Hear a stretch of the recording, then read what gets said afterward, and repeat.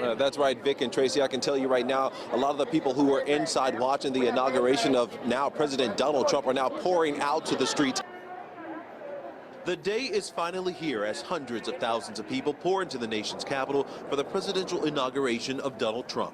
Because all these people,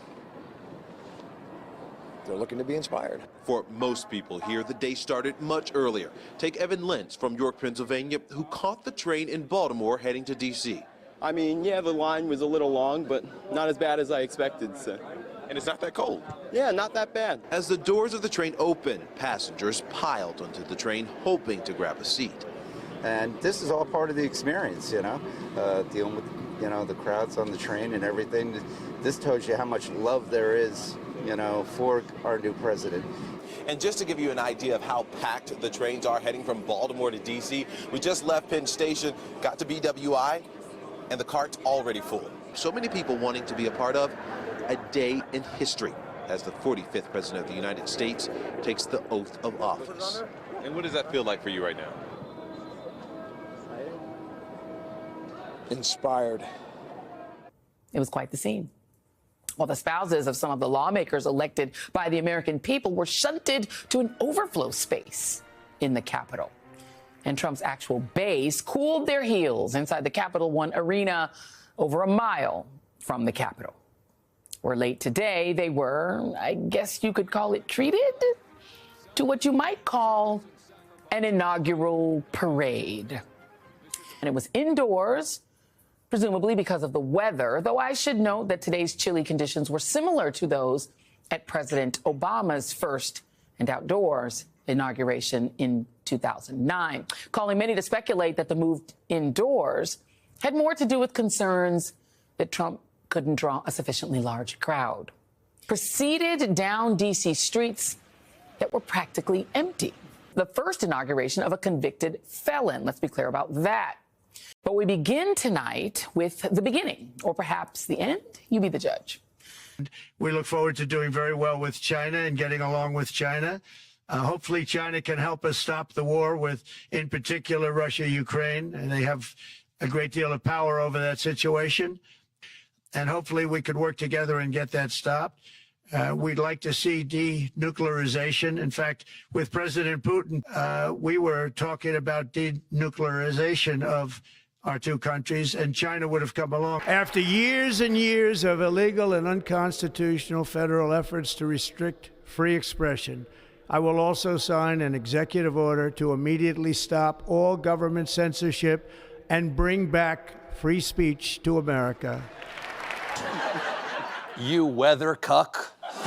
Today is Martin Luther King Day, and his honor, this will be a great honor, but in his honor we will strive together to make his dream a reality. We will make his dream come true. This week, I will also end the government policy of trying to socially engineer race and gender into every aspect of public and private life.